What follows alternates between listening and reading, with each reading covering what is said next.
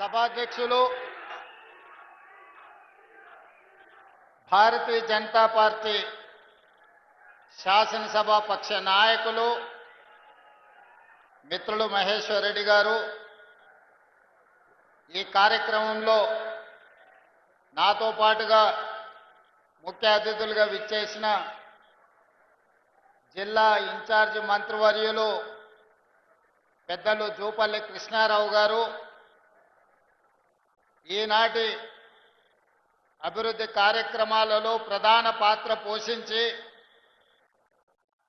ఉమ్మడి ఆదిలాబాదు జిల్లా రైతాంగానికి సాగునీరు అందించడానికి నిరంతరం కృషి చేస్తున్న పెద్దలు సాగునీటి పారుదల శాఖ మంత్రివర్యులు ఉత్తమ్ కుమార్ రెడ్డి గారు, అదేవిధంగా ఈ కార్యక్రమాన్ని పర్యవేక్షించి ప్రభుత్వానికి ప్రధానంగా ముఖ్యమంత్రి కార్యాలయానికి సలహాలు సూచనలు,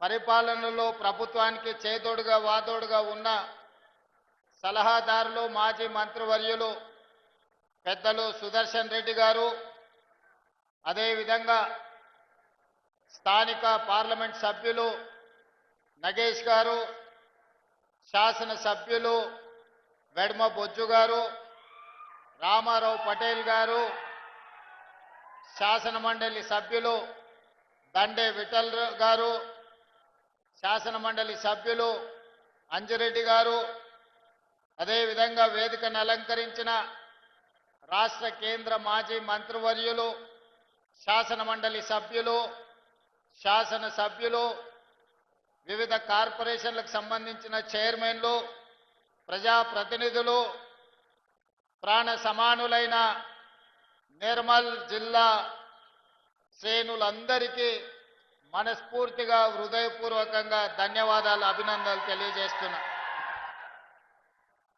మిత్రులారా, నిర్మల్ ప్రాంతానికి నేను మొట్టమొదటిసారి పిసిసి అధ్యక్షుడిగా బాధ్యత తీసుకున్న 2021 సంవత్సరంలో మొట్టమొదటి కార్యక్రమం పిసిసి అధ్యక్షుడిగా ఈ ప్రాంతానికి నిర్మల్ పట్టణానికి రావడం జరిగింది.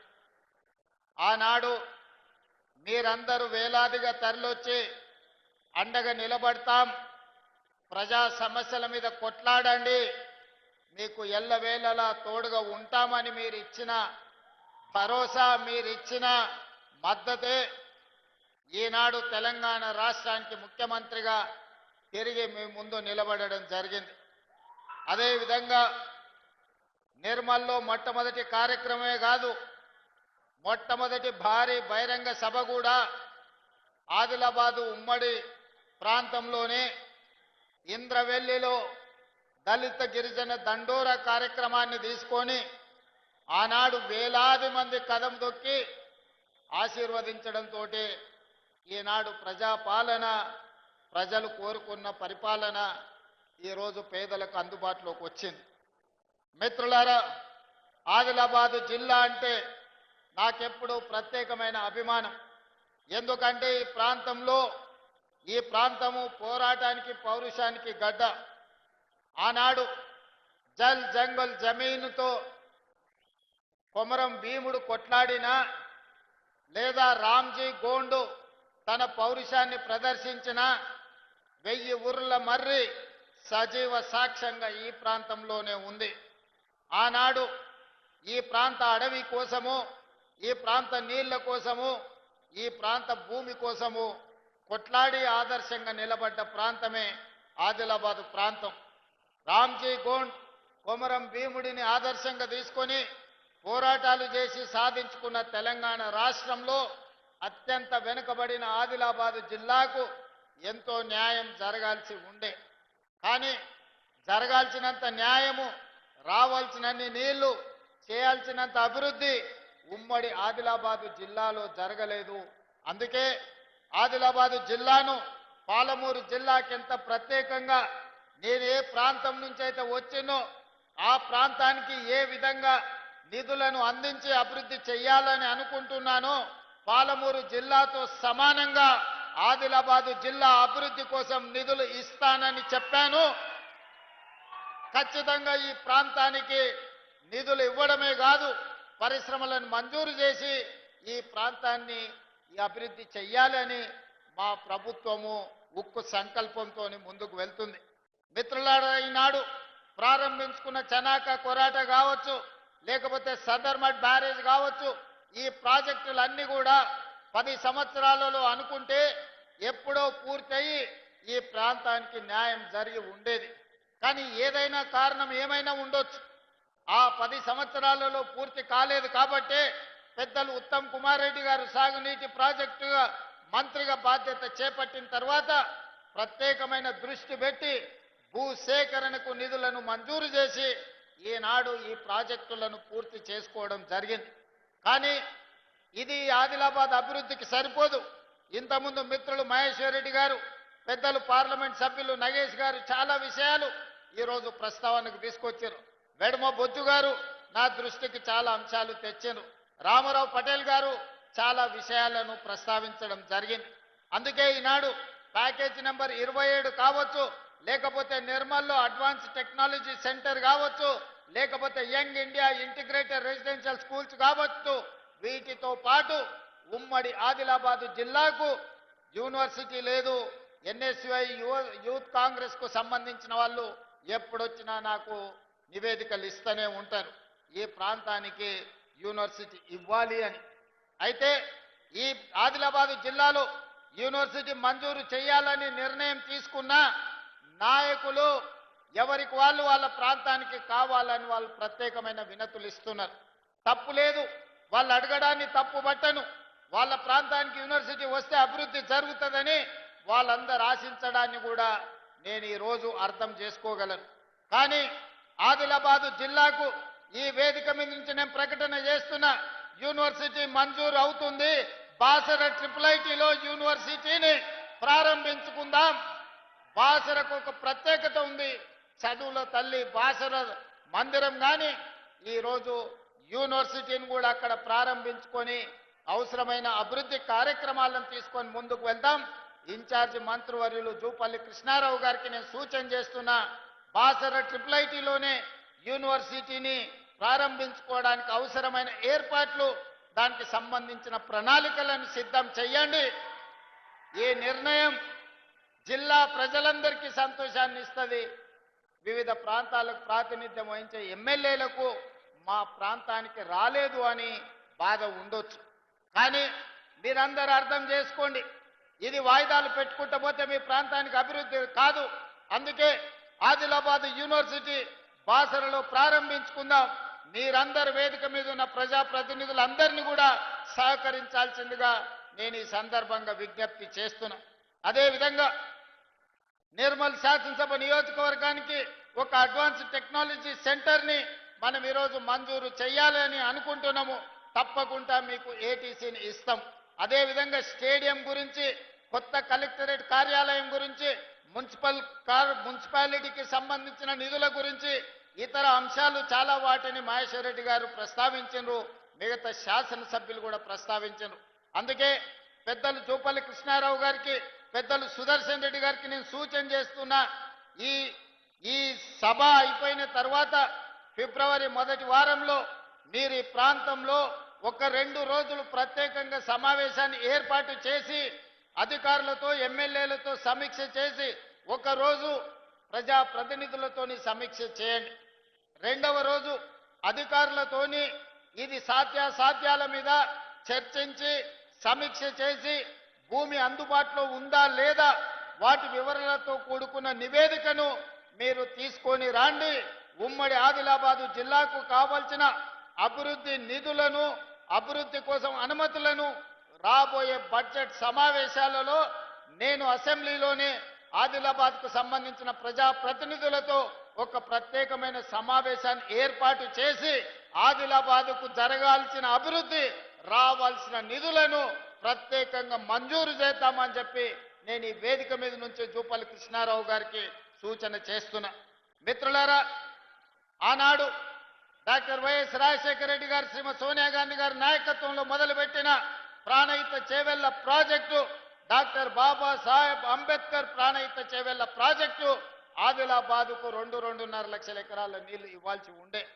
కానీ ఏదో ఆలోచన, లేకపోతే అది స్వార్థమా, లేకపోతే ఆలోచనలో ఉన్న లోపమా నాకు తెలీదు. కానీ 1,10,000 కోట్ల రూపాయలు ఖర్చు పెట్టినా ఇంకా 40-50 కోట్ల రూపాయలు ఖర్చు పెట్టాల్సింది ఉన్నా ఆదిలాబాదుకు గోదావరి జలాలు రావడానికి సాధ్యం లేదు.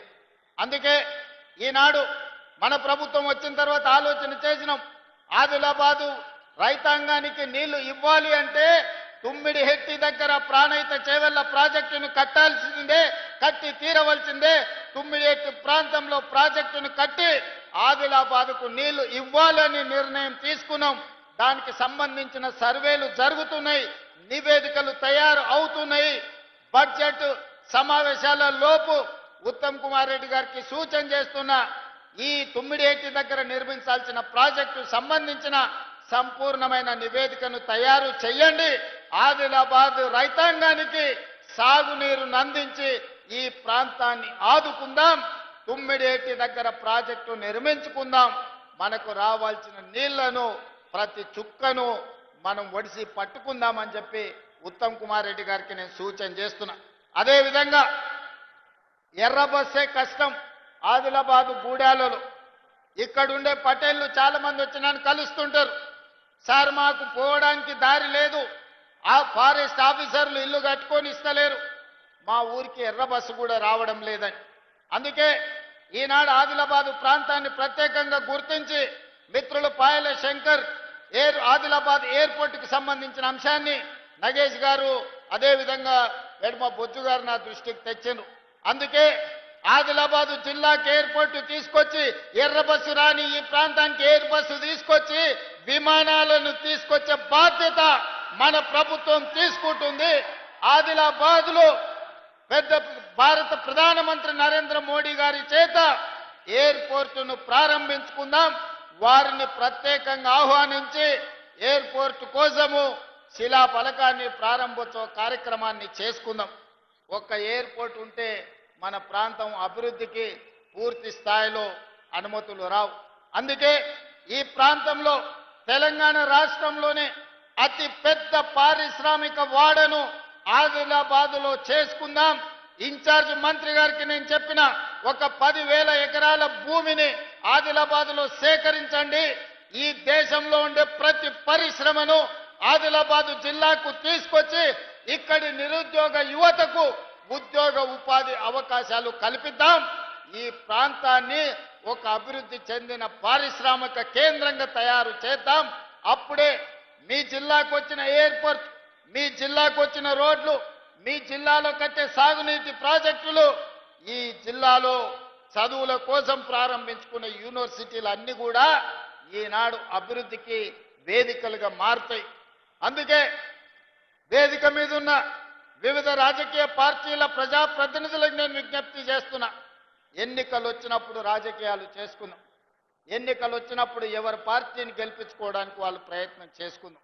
ఎన్నికలు ముగిసిన తర్వాత అభివృద్ధి మంత్రంగా మనల్ని ఓట్లేసి గెలిపించిన ప్రజలకు సంక్షేమాన్ని అభివృద్ధిని అందించే విధంగా కలిసిమెలిసి పనిచేద్దాం.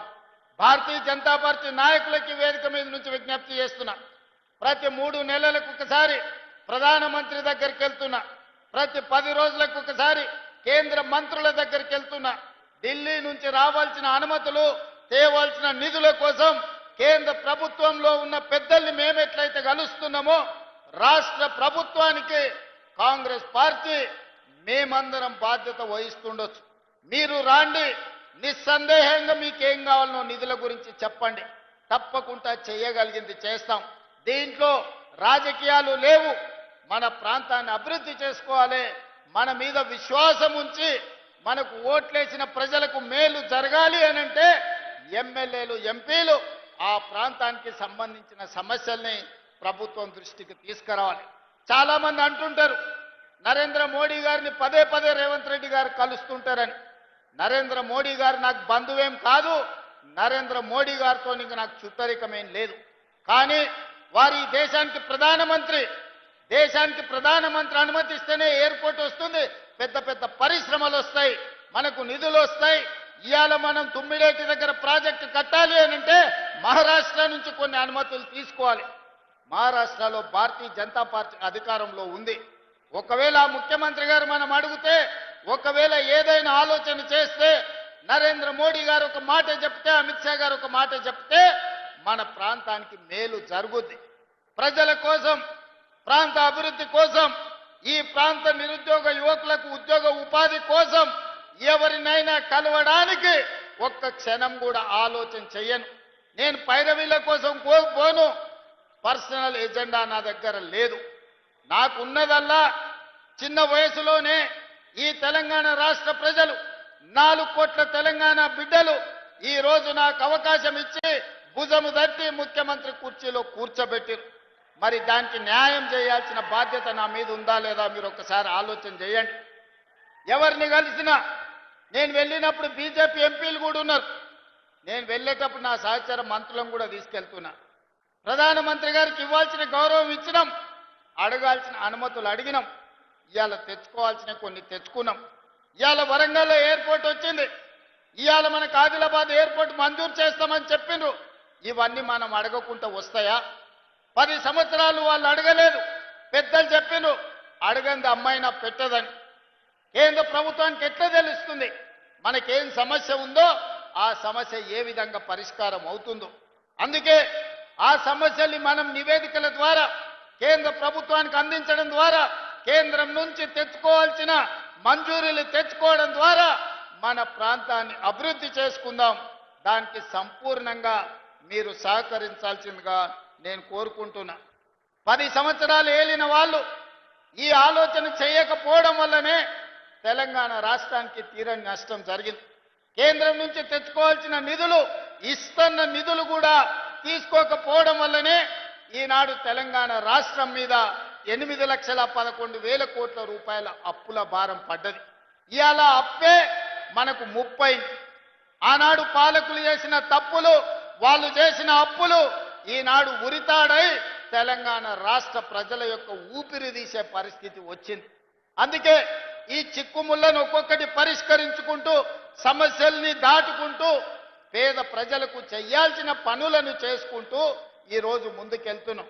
నేను ఈడున్న పేదోళ్ళని అందరిని అడుగుతున్నా, ఆనాడు మీకు ఎన్ని డబుల్ బెడ్రూమ్ ఇండ్లు వచ్చినాయి ఒక్కసారి ఆలోచన చేయండి.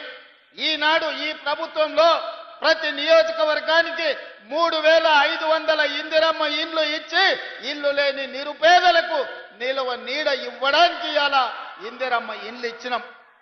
ఇంకా పక్కన మా అక్కలు ఉన్నారు, మా చెల్లెళ్ళు అందరూ చూస్తున్నారు. అక్క, ఆనాడు ఎన్నడైనా రేషన్ షాపులు ఇచ్చిన బియ్యం వండి పిల్లలకు భోజనం పెట్టినరా? ఎన్నడైనా ఆ ప్రభుత్వంలో ఇచ్చిన బియ్యం ఎన్నడైనా వండి మీరన్నా తిన్నరా? మన సంటి పిల్లలకన్నా పెట్టినమా? కానీ ఇవాళ ఈ ప్రభుత్వం వచ్చిన తర్వాత, ఉత్తమ్ కుమార్ రెడ్డి గారు మంత్రి బాధ్యతలు చేపట్టిన తర్వాత ఇవాళ సన్న బియ్యం ఇస్తే ప్రతి తల్లి ఆ సన్న బియ్యం తెచ్చి అదే వండి వాళ్ళు తినడమే కాదు, సంటి పిల్లలకి ఇవాళ బుక్కెడు బువ్వ పెడుతుండ్రంటే సన్న బియ్యం ఈ ప్రభుత్వం ఇచ్చిన మాట వాస్తవం కాదా? ఇవాళ ఉండడానికి, కట్టుకోవడానికి పేదవాడికి ఇల్లు వచ్చిందంటే ఇల్లు కట్టుకోవడానికి 5 లక్షల రూపాయలు ఉచితంగా మీకు ఇచ్చిన మాట వాస్తవం కాదా అని చెప్పి నేను ఈరోజు మిమ్మల్ని అడుగుతున్నా. ఇవాళ రైతులను అడుగుతున్న, ఆదిలాబాద్ జిల్లా అంటే రైతులు ఈ ప్రాంతం. ఇవాళ సన్న వడ్లు పండించిన వాళ్లకు 500 రూపాయల బోనస్ ఉత్తమ్ కుమార్ రెడ్డి గారు మీ ఖాతాలు వేపిస్తున్నాడా లేదా మీరు ఒక్కసారి ఆలోచన చేయండి. ఇవాళ పేదలకు, ప్రతి పేదవాడి ఇంటికి, భూమి ఉన్నోడికి వ్యవసాయానికి ఉచిత కరెంటు ఉంది, కానీ భూమి లేని నిరుపేద ఇంటి బిల్లు కడుతున్నాడు. మరి ఇవాళ మీ అందరికీ 200 యూనిట్ల వరకు 50 లక్షల కుటుంబాలకు, 50 లక్షల ఇళ్లకు ఉచితంగా కరెంటు మీ ఇంటికి వస్తుందా లేదా? మీరు ఇంటికెళ్ళి లైట్ వేసినప్పుడు ఒక్కసారి ఆలోచన చెయ్యండి. ఇవాళ మా అక్కలు ఉండ్రీడ, ఆ ఎల్ల అమ్మగారి ఇంటికి పోవాలన్నా, అమ్మవారిని దర్శించుకోవాలన్నా, బాసర మందిరానికి పోవాలన్నా ఇంటి ఆయన ముందలనో కన్న కొడుకు ముందలనో చేయి చాపాల్సిన పరిస్థితి. ఆయన దసరాకి అడిగితే ఉగాది పోదు పో, ఇప్పుడు ఏం తొందర ఉంది, మీ అమ్మగారింటికి పోకపోతే కొంపలు మురుగుతున్నాయని ఇంటి ఆయన అంటే కళ్ళల్లో నీళ్లు పెట్టుకొని మా అక్కలు, మా అమ్మలు మౌనంగా ఉండే. కానీ ఇవాళ ఇంటి ఆయన బాయికాడికి పోతే అక్క అమ్మగారి ఇంటికి పోయి చూసి మళ్ళీ సాయంత్రం లోపల ఇంటికి వచ్చే పరిస్థితి వచ్చింది. ఇవాళ ఈ రాష్ట్రంలో నేను అడుగుతున్న మా అక్కల పక్కన మీరు ఆలోచన చేయండి. మీ తమ్ముడు ఈ రాష్ట్రానికి ముఖ్యమంత్రి అయిన తర్వాత 2 రోజుల్లోనే ఆర్టీసీ బస్సుల్లో ఉచిత ప్రయాణం మీకు ఇయ్యలేదా? రాష్ట్రం నలుమూలల అమ్మగారింటికే కాదు, భద్రాచలం రాముల వారిని దర్శించుకోవాలన్నా, యాదగిరిగుట్ట లక్ష్మీ నరసింహస్వామిని దర్శించుకోవాలన్నా ఇవాళ మీరు ఉచిత బస్సు ప్రయాణంలో చేస్తలేరా? మీరు ఒక్కసారి ఆలోచన చేయండి అక్కలారా. ఆనాడు పావులా వడ్డీ లేదు, సున్నా వడ్డీ లేదు, గుండు సున్నా బండరాయి మీ నెత్తి మీద పెట్టిండు. ఇవాళ స్వయం సహాయక సంఘాలకు 27,000 కోట్ల రూపాయలు ఇవాళ సున్నా వడ్డీ మీద లోన్లు ఇస్తే ఇవాళ మా ఆడబిడ్డల చేతుల్లో నగదు ఆడుతున్నాయి.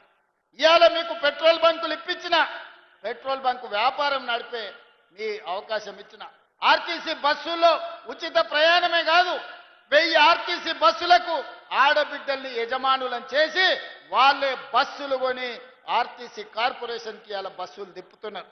ఇదే కాదు, హైటెక్ సిటీ పక్కన మైక్రోసాఫ్ట్, ఇన్ఫోసిస్ ఇట్లాంటి ఐటీ కంపెనీలు ఉన్నాయి, అమెజాన్లు, లేకపోతే గూగుల్. మరి ఇవాళ ఎవరికి ఉన్నదా?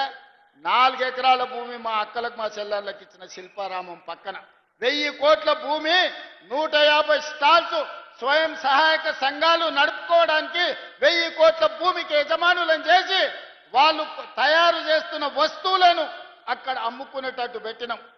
అలా నిర్మల్ పెయింటింగ్ అంటే ఇంటి పక్కలోకి అమ్ముకునే పరిస్థితి. కానీ ఇవాళ నిర్మల్ పెయింటింగ్లు అమెజాన్లో ఆన్లైన్లో బుక్ చేసుకుంటే ఎక్కడికైనా పంపించే వసతులు ఇవాళ మనము అమెజాన్తో మాట్లాడి ఇవాళ మనం ఆన్లైన్ బిజినెస్కి మన ఆడబిడ్డల్ని వీళ్ళందరినీ ప్రోత్సహిస్తున్నాం. ఇలా ఒక్కొక్కటి వినూత్నంగా మన పిల్లల్ని బాగు చేయాలనే ప్రయత్నం చేస్తున్నాం. అలా ఐటీఐలలో చదువుకున్నోనికి ఏ ఉద్యోగం లేదు.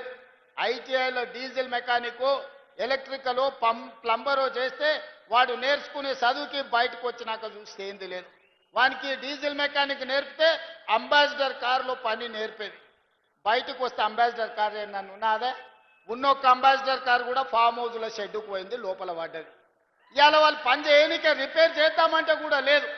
అందుకే ఈ ఐటీఐలో ఉన్న విధానం సరిగ్గా లేదని వాటిని అప్గ్రేడ్ చేసి 2400 కోట్ల రూపాయలు మంజూరు చేసి రాష్ట్రంలో 100 నియోజకవర్గాలలో 100 అడ్వాన్స్డ్ టెక్నాలజీ సెంటర్లను పెట్టాలని ఈరోజు వాటిని ఒక సాంకేతికపరమైన కేంద్రాలుగా మార్చినాము. ఇవాళ అక్కడ చదువుకున్న ప్రతి వాడికి ఉద్యోగం వచ్చే విధంగా. ఇంతకుముందు మిత్రుడు మహేశ్వర్ రెడ్డి గారు అడిగినారు మాకు ఐటీఐఓ పాలిటెక్నికో ఇవ్వమని. ఈరోజు నిర్మల్ శాసనసభ నియోజకవర్గానికి అడ్వాన్స్డ్ టెక్నాలజీ సెంటర్ మంజూరు చేస్తున్నాం. మీ దగ్గర ఉన్న యువకులు అందులో పని నేర్చుకొని నైపుణ్యాన్ని పెంపొందించుకొని ఉద్యోగ ఉపాధి అవకాశాలు తెచ్చుకోండి. ఇట్లా ఒకటొకటిగా అది సాగునీరు కావచ్చు, అది తాగునీరు కావచ్చు, అది పరిశ్రమలు కావచ్చు, అది వ్యవసాయం కావచ్చు, అది విద్య కావచ్చు, వైద్యం కావచ్చు, ఇవాళ బడులు కావచ్చు, గుడులు కావచ్చు. ఇవాళ మీరందరూ చూసిండ్రు ఇంద్రవెల్లిని పర్యాటక కేంద్రంగా చేయలేదా? నాగోప జాతరకు నిధులు ఇవ్వలేదా? ఇప్పుడు మా బొచ్చు ఇంకా 22 కోట్లు కావాలంటున్నాడు. తప్పకుండా నాగోప జాతరకి 22 కోట్ల రూపాయలు మంజూరు చేసి అభివృద్ధి చేస్తాం. నిన్న మన మీరు చూసిండ్రు సమ్మక్క సారలమ్మ జాతర 29వ తారీఖు నాడు ప్రారంభం కాబోతుంది. 300 కోట్ల రూపాయలతోని దేవాలయాన్ని పునర్నిర్మించినాం. మన పౌరుషానికి ప్రతీక అయినమ్మ సమ్మక్క సారలమ్మ మందిరాన్ని గొప్పగా ప్రపంచ స్థాయిలో గుర్తింపు వచ్చే విధంగా సౌత్ కుంభమేళ లాగా ఇవాళ నిరంతరం పనులు జరుగుతున్నాయి. 19వ తారీఖు నాడు మందిరాన్ని మనం ప్రారంభించుకోబోతున్నాం. ఇవన్నీ పేదోళ్ళ కోసం ఈ పేదల ప్రభుత్వం చేస్తున్న అభివృద్ధి కాదా? ఇవాళ హైదరాబాదు నగరంలో చిన్న చిన్న కాలనీలో గేటెడ్ కమ్యూనిటీలో కాదు ప్రపంచంతో పోటీ పడే విధంగా భారత్ ఫ్యూచర్ సిటీ 30,000 ఎకరాలలో ఎయిర్పోర్టుకు కూతవేటు దూరంలో ఒక గొప్ప నగరాన్ని ఈరోజు మన ప్రభుత్వం నిర్మిస్తుంది.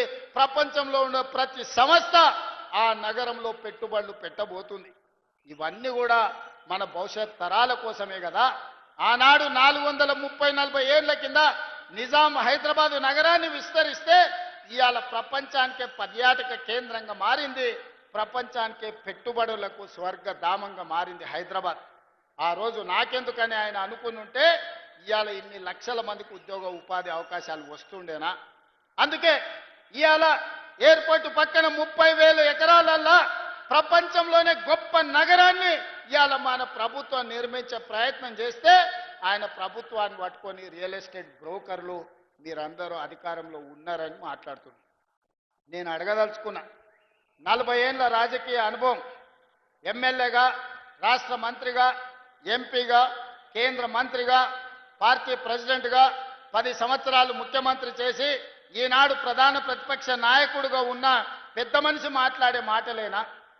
అభివృద్ధి చేస్తుంటే చేతనైతే నీ అనుభవంతో ఆశీర్వదించు, నీ అనుభవాన్ని ఉపయోగించి మాకు సూచనలు చేయి. ఒకవేళ ఏది నీకు ఇష్టం లేకపోతే మౌనంగా ఫామ్ హౌస్లోనే పడుకో, మేము వద్దంటలేం. కానీ వెనకటికి పురాణాలలో మనం చూసినాం, శుక్రాచార్యుని శిష్యులు మారీచుడు, సుబాహుడు అని రాక్షసులు ఉండేటోళ్ళు. దేవతలు యజ్ఞాలు యాగాలు చేస్తే శుక్రాచార్యుడి సూచనతోని మారీచుడు, సుబాహుడు వచ్చి ఆ యాగాలను యజ్ఞాలను భగ్నం చేసేటోళ్ళు. లాస్ట్కి ఏమైందే? రాముడి చేతులు సచ్చింది. ఇవాళ కూడా శుక్రాచార్యుడు ఫామ్ హౌస్లు ఉండు, ఓ మారీచుడు, ఓ సుబాహుడు అసెంబ్లీకి వచ్చి అడ్డం పడుతున్నారు బావా బామ్మార్దుల ముసుగులో. చివరికి రాజకీయంగా మీకు సమాధి అవుతుంది తప్ప ఇందులో మీకు వచ్చేది ఏమీ లేదు. అందుకే వాళ్ళకు కనువిప్పు కలగాలి, దేవుడు వాళ్ళకు కనువిప్పు కలిగించాలి. 10 సంవత్సరాల అధికారాన్ని అనుభవించను, 8 లక్షల కోట్ల రూపాయలు అప్పు చేసిను, 1,000 కోట్ల రూపాయల దోపిడీ చేసిను. ఇప్పుడు ప్రజలకు మేలు జరుగుతుంది, ప్రజలకు సహాయం అందించాలనే ప్రయత్నం చేస్తున్నాం. మీరు ఆశించినవన్నీ ఒకటేసారి జరగకపోవచ్చు, కానీ విడతల వారిగా మనం సమస్యలు పరిష్కరించుకుంటున్నాం. కుటుంబంలో ఉండే సమస్యలు కూడా అన్నీ ఒకటేసారి పరిష్కారం అవుతాయా? మా అక్కల్ని అడుగుతున్నా, బిడ్డ పెళ్లి చేస్తే వడ్డానం అడుగుతుంది, మనం ముందే ఏం చెప్తాం? చెవులకు దుద్దులు చేసుకో, చేతికి ఉంగరం చేసుకో బిడ్డ, మళ్ళీ పంట వన్నాక నీకు ఏదైనా చేపిస్తాడు. నిజంగానే మన బిడ్డకు చేపియొద్దని మనకు ఉంటుందా? ఏ తల్లికైనా తన దగ్గర ఉన్నదంతా తీసి బిడ్డకి ఏదో ఒకటి పెట్టాలనుకుంటారు. కానీ సంసారం సహకరించకపోతే, పరిస్థితులు అనుకూలించకపోతే కొన్నిసార్లు వాయిదా చేసుకుంటారు. ప్రభుత్వం కూడా సంసారమే కదా, మీ అందరికీ చెయ్యాలన్నదే కదా నా ఆలోచన. మీకోసమే కదా మేము ఇక్కడ ఉన్నది. మేము ఏ ఒక్క రూపాయి ఇంటికి తీసుకెళ్ళాలి కదా. ఇండ్లు ఇచ్చినా, బియ్యం ఇచ్చినా, రేషన్ కార్డులు ఇచ్చినా, 10 ఏళ్ళు రేషన్ కార్డులు ఇచ్చే దిక్కు లేదు. ఇవాళ లక్షలాది రేషన్ కార్డులు ఇవాళ పేదలకు ఇచ్చిన మాట వాస్తవం కాదా? ఇవన్నీ ఒకటొకటిగా చేసుకుంటూ వస్తున్నాం. ఇంకా చేయాల్సింది ఉంది. మీరు ఆశీర్వదించండి, మీరు అండగా నిలబడండి. ఈ తెలంగాణ రాష్ట్రాన్ని దేశంలోనే అభివృద్ధి చెందిన మొదటి రాష్ట్రంగా తీర్చిదిద్దుకుందాం. మొన్న జరిగిన సర్పంచ్ ఎన్నికల్లో విలక్షణమైన తీర్పు ప్రజలు ఇచ్చిండ్రు. 66% ఆశీర్వదించి నెంబర్ 1గా నిలబెట్టిండ్రు. రాబోయే మున్సిపల్ ఎన్నికల్లో కూడా నా సూచన, మంచి వాళ్ళని గెలిపించండి, మంత్రులతోని పనులు చేయించుకునేటోళ్ళని గెలిపించండి, ఊరి సమస్యల్ని, బస్తీ సమస్యల్ని అవగాహన ఉన్నోళ్ళని గెలిపించండి. 10 రూపాయలకు మనం ఓటేస్తే 100 రూపాయలు వాడు కొల్లగొడతాడు. అందుకే మనమంటే ఇష్టపడేటోడు, మన సమస్యల్ని పరిష్కరించటోని గెలిపించండి. నేను వాళ్ళని గెలిపించండి, వీళ్ళని గెలిపించండి అని అనట్లేదు. ప్రజల ప్రభుత్వంతో కలిసి పనిచేసేటోళ్ళని గెలిపిస్తే మన ప్రాంత సమస్యలు పరిష్కారం అవుతాయి. తొందరలోనే మున్సిపల్ ఎన్నికలు జరుగుతున్నాయని టీవీలలో, పేపర్లలో వస్తుంది. మున్సిపల్ ఎన్నికలు వచ్చినప్పుడు మంచోన్ని గెలిపించుకోండి, మనోన్ని గెలిపించుకోండి, మంచిగా మీ సమస్యల్ని పరిష్కరించేటోని గెలిపించుకోండి. అప్పుడే మీ ప్రాంతాలకు అభివృద్ధి జరుగుతుంది. ఇవాళ నేను ముఖ్యమంత్రి ఈడికి వచ్చిన అంటే బీజేపీ ఎమ్మెల్యేలైనా వాళ్ళు వచ్చి అడిగినారు కాబట్టి ఇవాళ మంజూరు చేస్తానని నేను చెప్పిన. వాళ్ళు ఈ సభకు రాకుండా, ఈ సభలో అడగకుండా, మీ సమస్యలు ప్రస్తావించకపోతే మీకు అన్యాయం జరిగి ఉండేది కదా. నా సూచన ఒక్కటే, ఎన్నికలప్పుడే రాజకీయాలు చేద్దాం, ఎన్నికల తర్వాత అభివృద్ధిలో కలిసి నడుద్దాం. ఇవాళ మహేశ్వర్ రెడ్డి గారైనా, వెడమ బొజ్జు గారైనా, రామారావు పటేల్ గారైనా, ఈ వేదిక మీద ఉన్న ఎమ్మెల్యేలు, ఎమ్మెల్సీలు ఏవైతే విషయాలను నా దృష్టికి తీసుకొచ్చిండ్రో వాటన్నిటిని కూడా మా ఇన్ఛార్జ్ మంత్రి గారికి సూచన చేస్తున్నా. మీరు ఫిబ్రవరి మొదటి వారంలో మీరు సుదర్శన్ రెడ్డి గారు వచ్చి కూర్చొని ఒక రోజంతా ప్రజాప్రతినిధులతోని, రెండవ రోజు అధికారులతోని సమీక్ష చేసి రేపటి బడ్జెట్ సమావేశాలకు ఆదిలాబాద్ కోసం ప్రత్యేకమైన నివేదిక తయారు చేయండి. బడ్జెట్లోనే నిధులను పెట్టి ఈ ప్రాంతాన్ని అభివృద్ధి చేయడానికి మనం సంపూర్ణంగా సహకరిద్దామని తెలియజేస్తున్నా. మిత్రులారా, మీకు అందరికీ అనిపించవచ్చు అన్నేందబ్బా సప్పగా మాట్లాడుతుండు, ఏం చెప్తలేడా. నేను ఓడిపోయిన వాళ్ళ గురించి పడిపోయిన వాళ్ళ గురించి మాట్లాడదలుచుకోలేదు, నిర్ణయం తీసుకున్నాను. ఒక్క ఏటుకు పోయాడ వండుకున్నారు. వెనకటికి టైసన్ నాకౌట్ కొట్టింది కదా, ఒక దెబ్బకి అన్నీ అయిపోయినట్టు. అన్నీ అయిపోయినాయి, ఇప్పుడు మనం పని చేయాలి. అందుకే వాళ్ళ గురించి వీళ్ళ గురించి ఏదేదో మాట్లాడాలని నేను అనుకుంటలేను. నాకు ఇచ్చిన బాధ్యతతోని మీకందరికీ పని చెయ్యాలి, సేవ చెయ్యాలి అనుకుంటున్నా. మేము పాలకులం కాదు, మేము సేవకులము. తప్పకుండా మీకు సేవ చేస్తాం, మిమ్మల్ని అభివృద్ధి చేస్తాం, మీ మనసు గెలుస్తాం. రాబోయే ఎన్నికల్లో మళ్ళీ గెలుస్తాం. 2034 వరకు మన ప్రభుత్వాన్ని కొనసాగిస్తాం. ఆదిలాబాద్ సమస్యలు పరిష్కరిస్తా, ఇక్కడికి ఎయిర్పోర్ట్ తెస్తా, ఇక్కడికి పారిశ్రామిక వాడ తీసుకొస్తాం. తుమ్మిడి హెట్టి దగ్గర గోదావరి జలాల కోసం ప్రాజెక్టు కట్టి ఆదిలాబాద్ను అభివృద్ధి చేద్దామని చేస్తూ ఒక ముఖ్యమైన ప్రకటన. మిమ్మల్ని చూసిన ఆనందంలో మర్చిపోయినాం.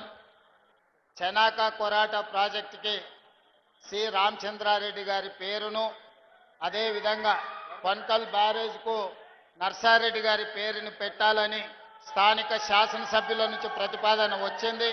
ఈ రెండింటికి ఈ ఆదిలాబాదు జిల్లాలో దాదాపుగా 40-50 ఏళ్ళు ప్రజా జీవితంలో పేదలకు సేవలు అందించిన ఆ ఇద్దరి పెద్ద మనుషుల పేర్లు పెట్టుకుంటే వారి గౌరవం కాదు, మన గౌరవం పెరుగుతుంది. అందుకే పొంకల్ బ్యారేజ్కి నర్సారెడ్డి గారి పేరు, చెనాక కొరాటకు సి రామచంద్రారెడ్డి గారి పేర్లను పెట్టాల్సిందిగా ఇక్కడుండే వేదిక మీద ఉన్న అధికారులకు తెలంగాణ రాష్ట్ర చీఫ్ సెక్రటరీ గారికి ఆదేశాలు ఇస్తున్న ఉత్తమ్ కుమార్ రెడ్డి గారిని ఆ ఆదేశాలను తక్షణమే అందుబాటులోకి తీసుకురావాల్సిందిగా వారికి విజ్ఞప్తి చేస్తున్నా. ధన్యవాదాలు మిత్రులారా.